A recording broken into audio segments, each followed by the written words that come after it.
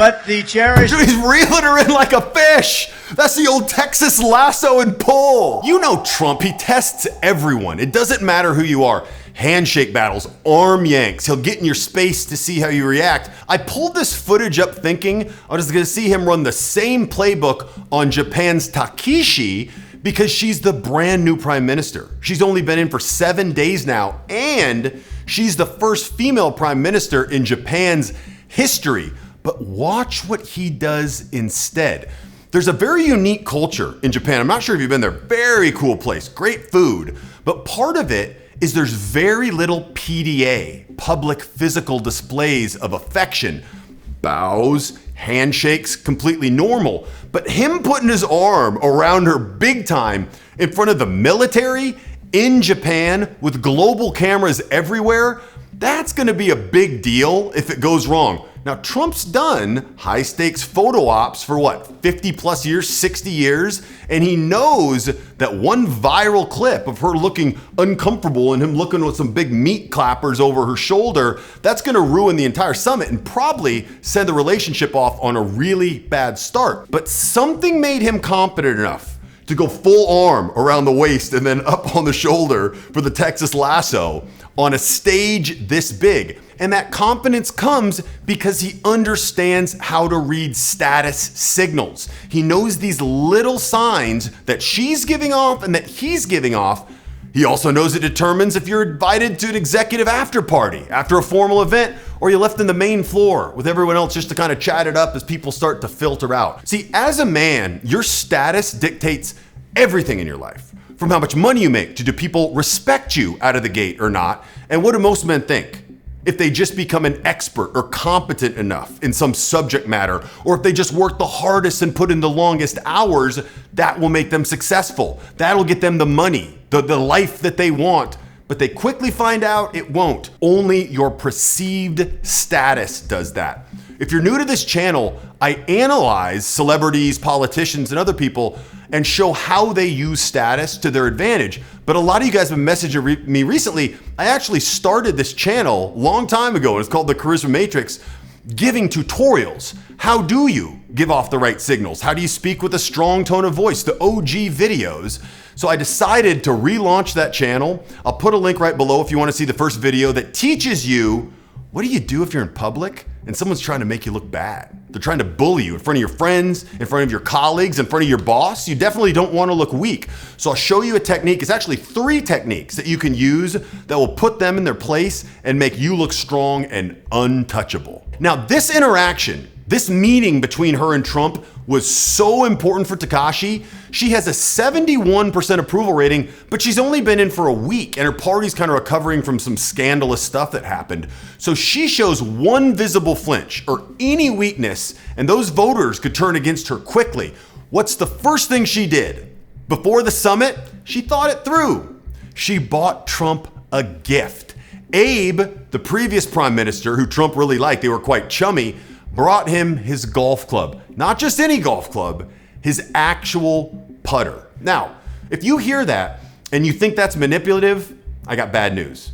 You're probably never gonna be at any very high stakes negotiations. Once you get to a certain level, you need to be strategic. You need to plan things out because you can't take the risk of things running awry. Takashi knew Trump would understand this. She knew it was strategic. She knew he would know it's strategic, and that's why it worked. She's leveraging their shared history with Abe for both of their benefits. What else did she do? Before the summit, she had a gold F-150, I'm a Ford truck man, placed right outside of the meeting because Trump's always complaining Japan doesn't buy American cars. So she visually solved this before he could even mention it. And you wonder why she's the next prime minister. She thinks these things through. Now, let's watch her face during these interactions when Trump's Texas lassoing her over. Watch what she's doing here. Of a terrible war, our bond has grown over 8 decades into the beautiful friendship that we have. It's a foundation of peace. Wide eyes, exaggerated smiling, constant nodding. I saw some people say they thought this was nervousness. Absolutely not. What she's doing is showing listening signals cranked to the moon. You ever heard of active listening? It just means you show people you're listening, right? You show you're engaged, you nod. Yeah, yeah, right? Okay, it makes people feel heard and understood. And it also predictively makes people like you more because you're telegraphing, I'm receptive, I'm on your team. What's she saying to him? I like you, I won't make this difficult. Because Trump is a master at setting these things up and situating it the way that he wants, he requested to meet her privately before that speech, before that aircraft carrier moment. Now, I oftentimes work with executives, guys making 7 figures, and they still skip this step. They think they're just going to use their charm or their position or their charisma, and they don't do any footwork beforehand. Then they call me when things go wrong. They ask what happens. The answer is always the same. You didn't test in private before you performed in public. You didn't do the groundwork, and Trump did. What did he likely do in that private meeting?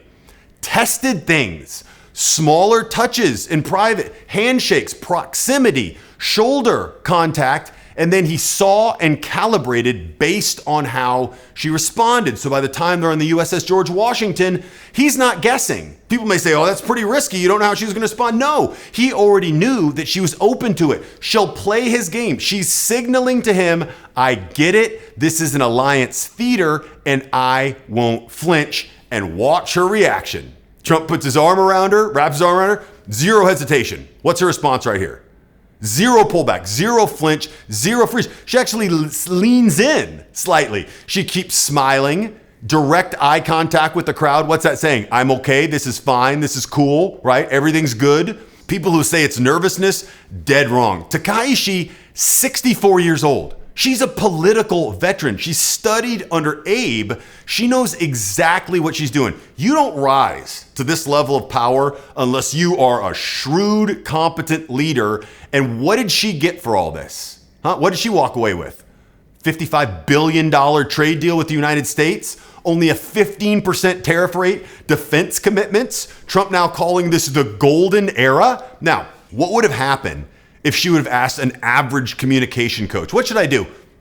Be authentic. You need to stand your ground. Well, that advice is dead wrong in this situation because this is an advanced situation. She's not actually playing defense. She's running her own offense disguised as a tribute.